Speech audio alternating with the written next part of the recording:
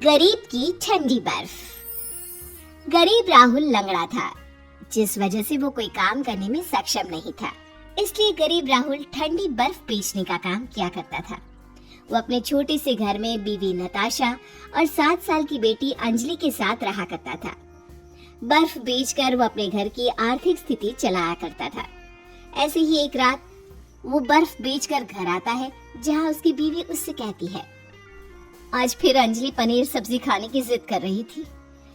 कह रही थी कि उसे दाल चावल नहीं खाने। तुमने क्या कहा फिर?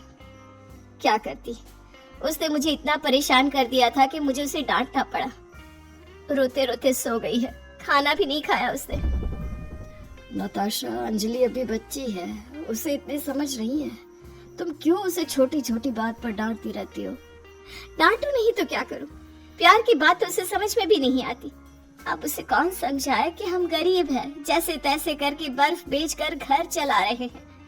कई बार तो बर्फ बिकती भी नहीं है और सारी बर्फ गल जाती है। बर्फ की तरह हमारी उम्मीद और हमारी कमाई भी ठंडे बर्फ के पानी में चली जाती है। नताशा की ऐसी बातें सुनकर राहुल कुछ नहीं कहता, चुपचाप खाना खाकर सो जाता है। अब हमेशा की तरह अगली सुबह भी राहुल मार्केट से 3 बर्फ की सिल्लियां लेकर आता है और उसे मार्केट में बेचता है। अरे राहुल भैया, आखिर कब तक ठंडी बर्फ बेचोगे? अब तो लोगों के घर में फ्रिज आ रहे, कुछ दिनों बाद लोग तुमसे तुम्हारी बर्फ खरीदेंगे भी नहीं। बहन, अब जो भी है, जैसा भी है, इसी से कमाई होती है। इसी से मैं अपने बीवी बच्चों का पेट भर पाता हूँ। और अगर ये काम भी नहीं करूँगा तो अपने बीवी बच्चों को कैसे पालूंगा? अरे भैया, ये ठंडी बर्फ बेचने से तो अच्छा है तुम किसी फैक्ट्री में काम कर लो। तुम कहो तो मैं अपने पति से बात करूं, तुम्हें लगा देंगे किसी फैक्ट्री में काम पर। बहन, तुमने मेरे बारे में इतना सोचा, मेरे लिए वही काफी है। भैया, मैं तो बस तुम्हारी मदद करना चाहती थी। अब तुम्हें मेरी मदद की जरूरत नहीं है तो क्या कर सकते हैं। मैं समझता हूँ कि तुम मेरी मदद करना चाहती हो, पर ऐसा नहीं है जैसा तुम समझ रही हो। अरे हाँ भैया, तुमने तो बिल्कुल सही कहा। मैं तो भूल ही गई थी कि तुम लंगड़े हो। फैक्ट्री में भी तुम मशीन नहीं चला पाओगी और ना ही कोई काम कर पाओगी। खैर, मुझे बर्फ दे दो, घर पर कुछ मेहमान आए हैं। इस तरह से वो औरत राहुल को ताना देकर वहां से चली जाती है। अब इसी तरह से कुछ दिन बीतते हैं और गांव वाले उसे उसकी गरीबी का हर समय एहसास दिलाते। क्यों राहुल भैया, बर्फ बेचते हो और खुद ही गर्म पानी पीते हो? क्या फर्क पड़ता है भैया, गर्म पानी पिए या ठंडा पानी? मटके का पानी वैसे ही ठंडा रहता है। अरे तुम ठंडी बर्फ बेचते हो, उसमें तो तुम्हारी अच्छी कमाई होती होगी, तो फ्रिज क्यों नहीं खरीद लेते? फ्रिज खरीदने पर तुम्हारे 2 फायदे हो जाएंगे। एक तो घर में फ्रिज आ जाएगी, दूसरा तुम्हें बाहर से ठंडी बर्फ खरीद कर मार्केट में नहीं बेचना पड़ेगा। भैया, भगवान ने चाहा तो वो दिन भी बहुत जल्दी आ जाएगा। अरे राहुल भाई, तुम्हारे दिन कभी नहीं बदलने वाले। अपने पैरों को देखा है, सही से चल भी नहीं पाते, काम क्या करोगे? तुम्हारे लिए यही काम बढ़िया है, करो करो, यही काम करो। इतना बोलकर वो आदमी राहुल पर हंसने लगता है। ये सब देखकर राहुल को बहुत बुरा लगता है। वो उस आदमी की किसी भी बात का कोई जवाब नहीं दे पाता। अब वो निराश होकर रात में अपने घर आता है। नताशा, ये थोड़ी सी बर्फ बच गई है, तुम इसका बर्फ का गोला बना दो। अंजलि को बर्फ का गोला बहुत पसंद है ना। राहुल जी, मैं क्या कह रही थी कि क्यों ना आप ठंडी बर्फ बेचने के अलावा कोई दूसरा काम कर लो, ताकि हमारे घर की आर्थिक स्थिति बेहतर हो जाए। और वैसे भी बहुत जल्द ठंड आने वाली है, ठंड आने के बाद बर्फ नहीं बिकेगी। नताशा, तुम जानती हो ना कि मैं खुद भी चाहता हूँ कि मेरे घर की आर्थिक स्थिति सुधरे, लेकिन मेरी हालत ऐसी है कि मैं कोई दूसरा काम कर ही नहीं सकता। नहीं जी, मेरे कहने का मतलब वो नहीं था। मैं तो बस ये कह रही थी कि जैसे आप बर्फ बेचने का काम करते हैं, ठीक उसी तरह का कोई दूसरा काम भी कर लेते हैं जिसमें मैं भी आपकी मदद कर सकूं। नताशा राहुल से बात करते हुए अंजलि के लिए बर्फ का गोला बनाती है।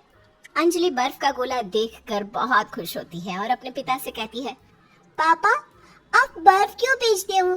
कोई दूसरा काम क्यों नहीं करते? आपको पता है सभी बच्चे मेरा मजाक उड़ाते हैं।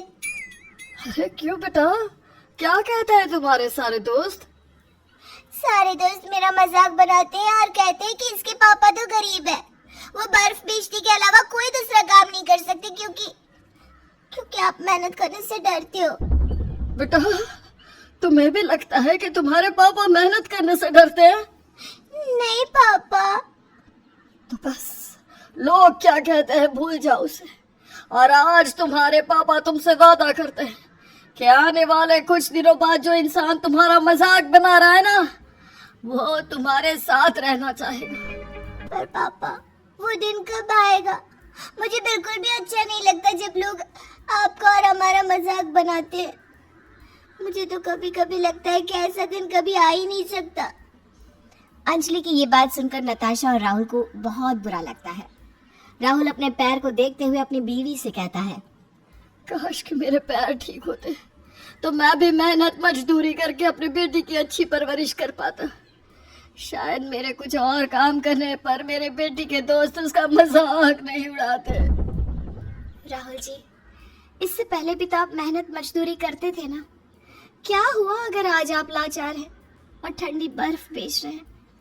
एक दिन आएगा जब हमारी आर्थिक स्थिति भी ठीक हो जाएगी और तब उन सभी के मुंह पर ताला लगेगा जो अभी हमारा मजाक बना रहे हैं।